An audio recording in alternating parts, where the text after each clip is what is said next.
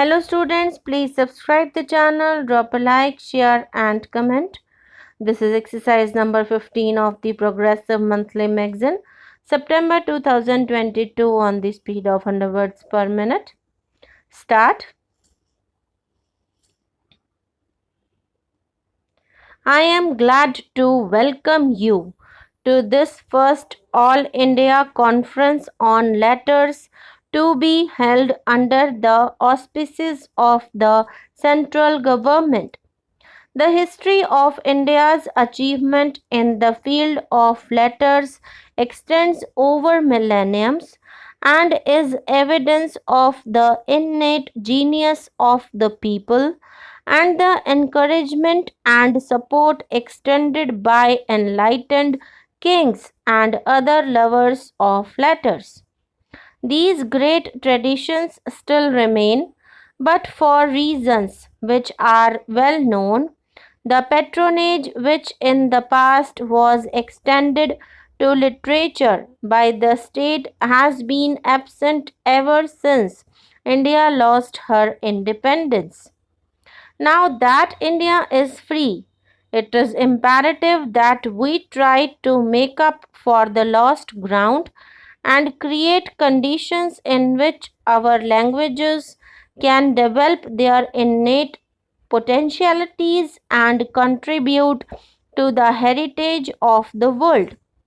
I may briefly refer to the proposal which was put forward over 5 years ago by the Asiatic Society of Bengal for the establishment of a national cultural trust.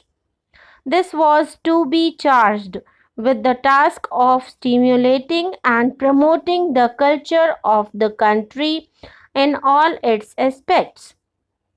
The society proposed that the trust should function as an autonomous body and consist of three academies, namely, an Academy of Letters to deal with the Indian languages, literature, philosophy, and history, an Academy of Art and Architecture, and an Academy of Dance, Drama, and Music was intended that these academies should aim at maintaining and improving the standards of achievement of all these fields of culture.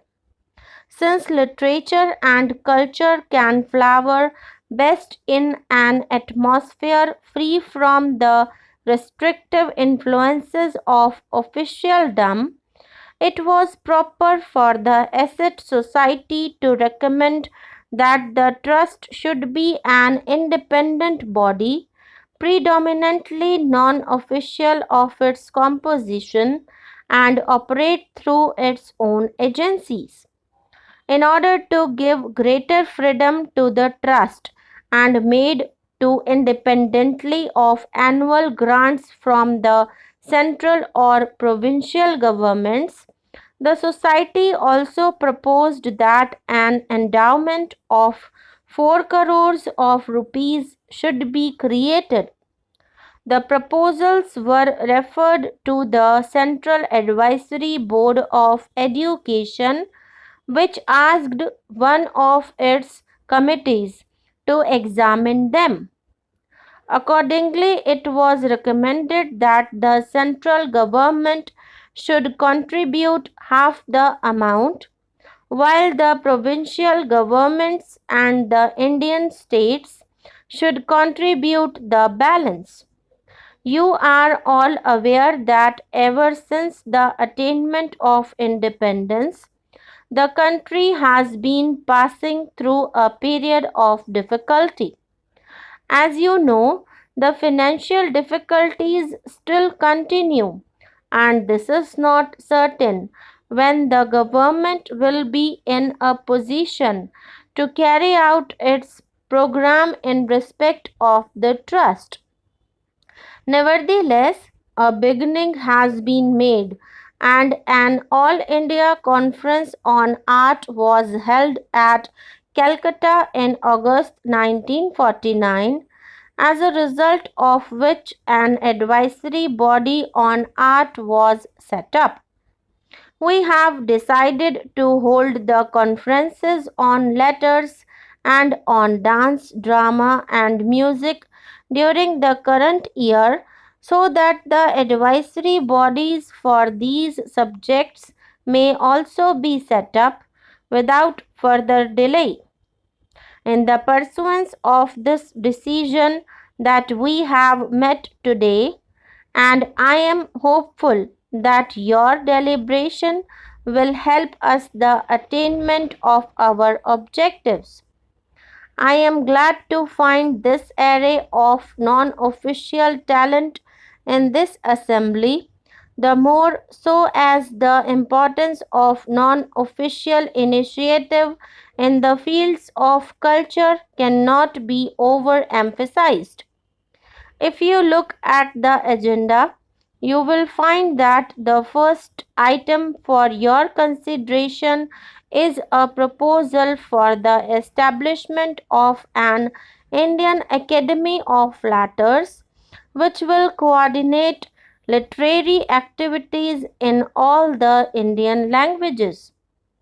Coordinate is perhaps an unfortunate word because all literary creation is an expression of the freedom of the spirit and does not lend itself to control and organization. What, however, an academy can do is to consider ways and means for the preparation and maintenance of an overall survey of literature in all the Indian languages so that through greater knowledge of one another's efforts, literary men and women in all the languages can be spurred to greater activity and help in the creation of a literature which is comparable to that of the advanced languages of the world. So long as there was an alien government in the country, the people were suspicious of any governmental interference in the sphere of literature and culture. This was natural, for the people feared that such interference would have political implications. Today, with the establishment of a national government, there need be no such political fears, and some people, in fact, expect the government to be entirely responsible for the development of our languages. I would, however, like to state that even a national government cannot and should not be expected to develop literature and culture through official orders. The government should certainly help both by material assistance and by creating an atmosphere which is congenial to cultural activities. But the main work of the development of literature and culture must be the responsibility of individuals endowed with talent and genius.